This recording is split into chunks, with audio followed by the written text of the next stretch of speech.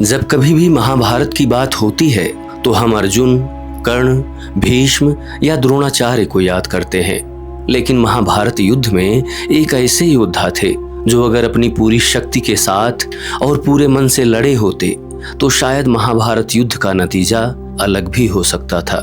जिनके पिता ऐसे अलौकिक योद्धा थे कि उनका जन्म ही तीर और कमान लेकर हुआ था, जिनके पास दिव्यास्त्रों की भरमार थी, उसके बाद भी कौरवों की ओर से लड़ते हुए भी उनका हृदय और आशीर्वाद पांडवों के साथ ही रहा।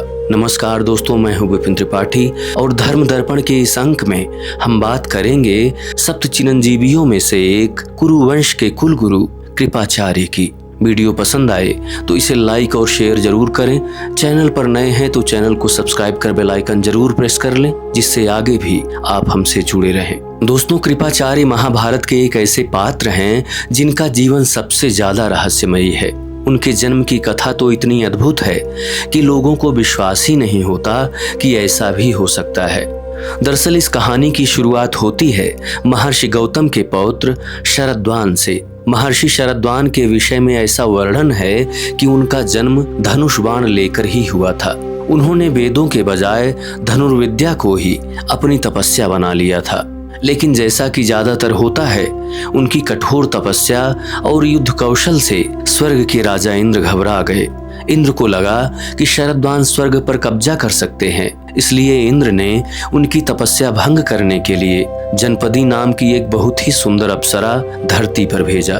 इधर शरद्वान जंगल में तपस्या कर रहे थे, उसी बीच वो अप्सरा उनके सम्मुख आई। जब महर्षि ने उस अप्सरा को देखा तो उनका ध्यान कुछ पल के लिए भटक गया। हालांकि उन्होंने खुद पर तुरंत काबू पा लिया, लेकिन इसी बीच कुछ देर के लिए उनका चित्त अस्थिर हुआ, जिसकी वजह से उनका वीर्यपात हो गया।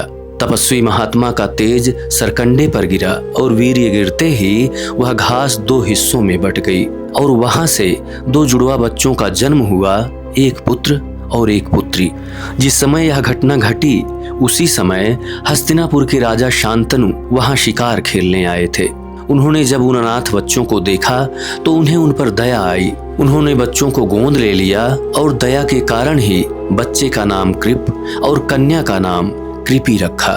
बाद में महर्षि शरद्वान ने आकर अपने बेटे को अस्त्र शस्त्र की सारी विद्याएं सिखाईं और यही बालक आगे चलकर कृपाचार्य कहलाया। कृपाचार्य जब बड़े हुए तो उन्हें हस्तिनापुर का कुलगुरु बनाया गया। द्रोणाचार्य के आने से पहले पांडवों और कौरवों को युद्ध की शुरुआती शिक्षा कृपाचार्य ने ही दी थी। कृपाचार्य की सबसे बड़ी विशेषता यह थी कि वे राज दरबार में किसी से नहीं डरते थे। वे चाटुकारिता नहीं करते थे। महाभारत के शल्य पर्व और विराट पर्व में एक बहुत ही रोचक घटना है। जब कर्ण भरे दरबार में अपनी झूठी तारीफें कर रहा था और अर्जुन को अकेले हराने की डींगे हाँक रहा था, तब कृपाचार्य ने उसे कड़ी फटकार लगाई थी। उन्होंने कर्ण से साफ कहा था कि कौरवों को सचमुच एक महान रक्षक मिल गया है, लेकिन सिर्फ बातों से। क्षत्रिय अपनी वीरता अपने बाणों से दिखाते हैं और तुम सिर्फ अपनी बातों से। तुम उन बादलों की तरह हो जो गरजते तो हैं लेकिन बरसते कभी नहीं। कृपाचार्य ने दुर्योधन को भी कई बार चेतावनी दी थी कि अर्जुन से भिड़ना एक बाघ के सामने जाने जैसा है, लेकिन अहंकार में अंधे दुर्योधन ने उनकी एक न सुनी। दोस्तों, महाभारत के उद्योग पर्व में पितामह भीष्म ने कृपाचार्य को एक महारथी घोषित किया था। महारथी वह होता है जो एक साथ 60,000 सैनिकों से अकेले लड़ सकता है। कुरुक्षेत्र के 18 दिनों के युद्ध में कृपाचार्य ने सात्विकी, शिखंडी, अर्जुन और भीम जैसे बड़े योद्धाओं का डटकर सामना किया। द्रोण पर्व में तो उन्होंने धृष्टद्युम्न और सात्विकी को इतनी बुरी तरह हराया था कि वे रणभूमि से भागने लगे और कृपाचार्य अपना शंख बजाते हुए उनके पीछे दौड़ पड़े। उन्हें ब्रह्मास्त्र और आग्नेयास्त्र जैसे भयंकर दिव्यास्त्रों का भी ज्ञान था। वे कौरव सेना के उन मात्र 3 योद्धाओं में से एक थे जो युद्ध के अंत तक जीवित बचे थे। लेकिन फिर आई वह रात जब महाभारत का युद्ध दुर्योधन हार चुका था। रात के समय कृपाचार्य, कृतवर्मा और अश्वत्थामा एक बरगद के पेड़ के नीचे बैठे थे। अश्वत्थामा ने एक उल्लू को सोते हुए कौवों को मारते देखा और वहीं से उसने सोते हुए पांडवों को मारने की योजना बनाई। कृपाचार्य ने इसका कड़ा विरोध किया। उन्होंने कहा, सोते हुए और निहत्थे लोगों को मारना क्षत्रिय धर्म के खिलाफ है, यह एक भयंकर पाप है। लेकिन अश्वत्थामा नहीं माना। चूंकि अश्वत्थामा उस रात सेनापति था और कृपाचार्य राजधर्म और पद के नियमों से बंधे थे, इसलिए उन्हें भारी मन से इस पाप में शामिल होना पड़ा।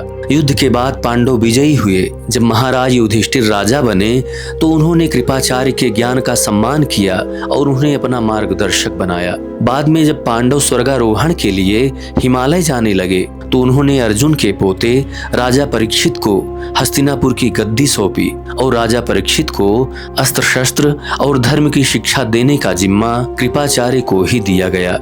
श्रीमद् भागवत महापुराण के अनुसार परीक्षित ने जो महान अश्वमेध यज्ञ किए थे वे कृपाचार्य के ही मार्गदर्शन में हुए थे। अपना सारा कर्तव्य पूरा करने के बाद कृपाचार्य हिमालय के वनों में तपस्या करने चले गए।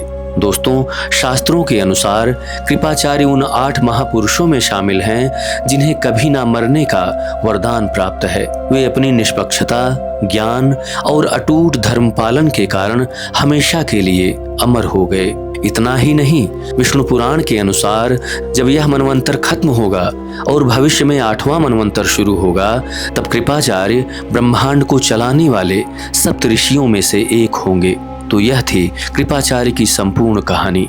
आपको कृपाचार्य का चरित्र कैसा लगा, मुझे कमेंट में अपनी राय जरूर बताएं। अगर आपको यह कहानी पसंद आई हो तो वीडियो को लाइक करें, अपने दोस्तों के साथ शेयर करें और हमारे चैनल को सब्सक्राइब करना ना भूलें। मिलते हैं अगली वीडियो में, तब तक के लिए नमस्कार, राधे राधे।